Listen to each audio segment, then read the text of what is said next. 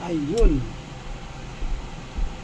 Ito ang sekreto mga tropa mix ng naka overhead cam na nakabaso-baso o naka-valve tappet siya.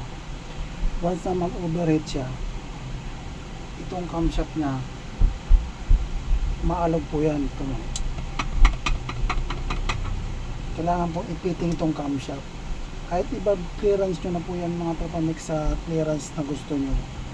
Once na hindi nyo to piniting yung camshaft, maingay pa rin po yan. Ito po, maluwag yung tornilyo yan. Patayin natin yung electric pan kasi maingay.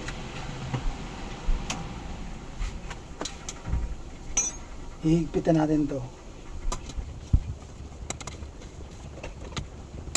Ayan, mahigpit na mga tropa, may pakinggan nyo.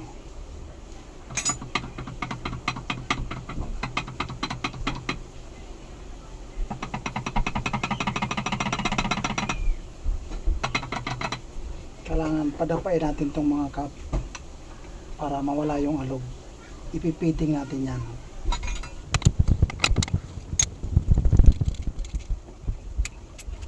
Ang gagawin natin dyan, liha lang ito, padadapain natin.